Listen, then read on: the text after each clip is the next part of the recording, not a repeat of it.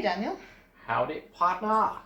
So what are we doing tonight? Well, we are going to have a bit of a end-of-year rant about what are our SERAPHIC'S top 10 best Australian albums of 2020.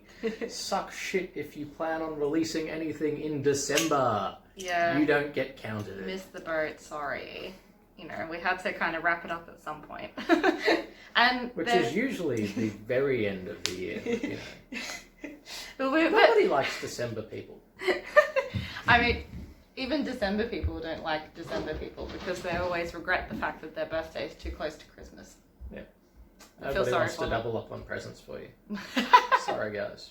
You only get one.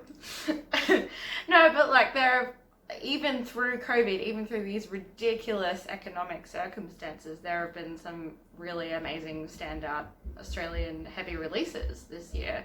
You know, we've only just got to December. So, yeah, there was definitely enough content for us to work with and for us to profile. First up on our little list, which is in no particular order, not playing favourites here, we've got This Too Shall Pass, which sounds like when you're committed to beating the constipation, by Emorium. I mean, when I heard the title of the album, I more got like Gandalf vibes, You Shall Not Pass, you know, shouting at the Balrog, but whatever works for you, I guess, man. Okay. No, but it's an amazing album. So Emorium are I don't know if Sydney or they're New South Wales melodeath band, but they have some amazing grooves and fantastic melodies and breakdowns to boot. Fantastic songwriting if if you're a real fan, especially of that, I guess, Swedish melodeath sound, you know, At the Gates, Insomnium, those sorts of bands. But this album, you know, from start to finish, it's just like no song is filler. It just flows really well. I just think it's such a shining example of melodic death metal in this country. It's an amazing release. Really loved it. Number 2, which is not really a number 2 because we're not ordering, No. The Path to Tartarus by Evocatus. Yes. Love those guys too. Yeah, so basically, Evocatus, the way I see them are kind of like Australia's answer to Monomath. They're just fantastic, you know, except instead of being Vikings, they are Roman centurions. So it's great if you're a bit of a history nerd as well. Less beards in there. Yeah, less beards. But just as many battles. It's a fantastic album. Very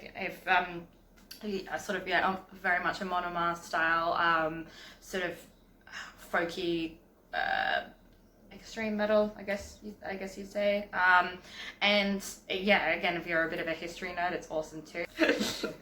Moving on, we got The Shores of Avonrie by Arbrit. Brent, yes. Oh my god, huge fans of these guys, and they are so underrated. Sort of doomy, ambient, black and folk metal, and too many adjectives. Too many, but very much so.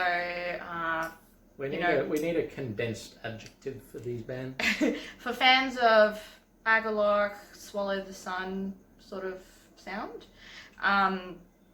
Really beautiful, compelling, dark, immersive doom metal. And this is this band's first album in something like 9 years. And I remember I listened to their first album a while back, and I loved it. But you know, I was wondering, when's the next one coming out? And then they just dropped this all of a sudden at the start of the year, and boom. Yeah, and like they've really stepped it up. It's something it's a beautiful way, like really long songs as is, you know, with doom metal, that's the tradition. But the album as a whole, you want to listen to it in one sitting, and you want to really set some time out of your day. Definitely, it'll be worth it.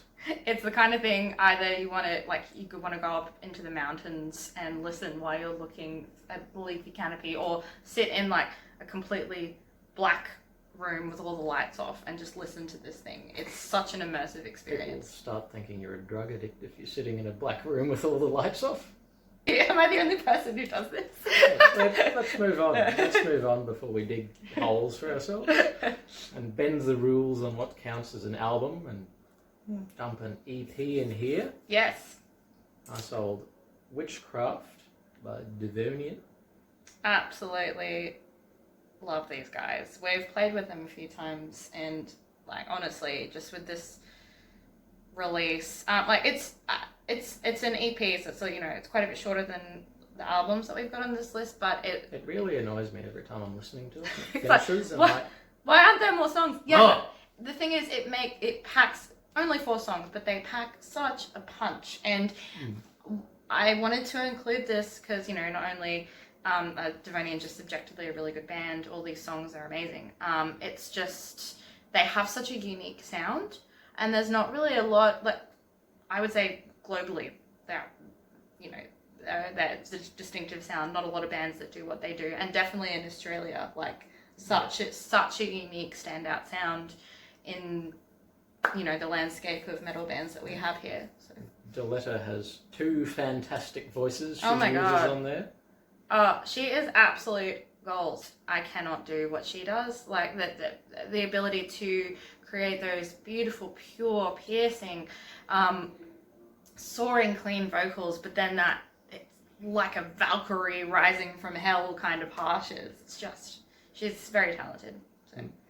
Yeah. We need a Bates boy to fill out the other stuff. Yeah.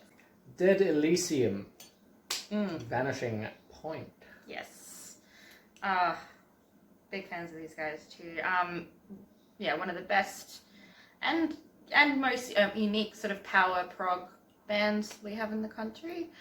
Been going on for so long, and yeah, it's been quite a few years since this band's last release, and I was already a huge fan, so I was stoked to hear that they're releasing a new album this year, and it's absolutely epic. Thank God for power prog. I know, right? Such a good thing. They're 2 subgenres of metal that just go so well together. Dead Elysium, in my view, builds on the great work and the really distinctive style that they had in their previous album, Distant is the Sun, I think, and this new release just takes it to another level. Okay. The Death of Me. Polaris. Yeah. So, not Rust in Peace, Polaris. No. Just Polaris. Just Polaris. Obviously, Polaris are a lot bigger than the other bands that we've mentioned so far. And they're metalcore, so a bit different for me, and a bit different to what we as a band usually listen to, but it's got to be really fucking good. And honestly, Polaris just, there's the reason why they're world class. Their songwriting is incredible. Just catchy songs that just get you right at your core. They showed their chops with their first album they released 3 years ago, and then this new one just blew me away as well. So I had to include it. I think that's a reason why they're so famous. They're so good. This is an awful one to pronounce. Koreni. Yeah, by Adriatic. So that one I was reading before tonight. And I'm like, how do we? I'm gonna fuck this up. Koreni, fantastic release. So they're a Brisbane band, which is cool. So we've had 2 Brisbane bands now so far, repping the local scene. Adriatic have been around for ages. But yeah, and they're a bit of a staple of our quite extreme metal scene. So this is a really great, unique, but like just brutally heavy death metal album. But the songs, there's something about the way they're written, the agonizing vocals, and a lot of the lyrical content. Some of the lyrical content is written in English, some in I think Bulgarian. I have to fact check that. But I really wouldn't know Bulgarian if you started speaking it to me. So. But Don't look at me. And it's a very authentic, heartfelt release, and a lot of lyrical content that, well, in English, you know, that I can understand, deals with a lot of really really salient themes of environmentalism. You can really hear it in the way they've written. Like, it's just such a passionate album, and it's an intense listen. Another one you definitely want to listen from start to finish and just absorb all those layers of passion and intensity. Book out a whole weekend, just listen to all these things one after the other. Yeah. NIL by Virion. Neil Virion. Yeah. So Virion are black metal, but apparently they've described this release, I think, as black and roll, which is awesome. I didn't know that was a thing. But it really is so good. It's just this crushing. When you want to be into Satan, but it's the 50s. Yeah, it doesn't sound like it should work, but it totally does. Good stuff. Next up, we've got The Blindness of Faith. Blindness of Faith. In Malice's Wake. In Malice's Wake. They are, well, as I understand it, a really, really well respected Aussie thrash band, and for good reason. This is such a great release. It's really catchy, as thrash can be. Catch. And as long as it's not chlamydias. No, there are certain things you don't want to catch. No, it's awesome. It's an absolute banger from start to finish. The songwriting is really interesting and unique. And really, really polished, and it really stands on its own. They have such a great sound. Really, really loved it. It was just a really good thrash release.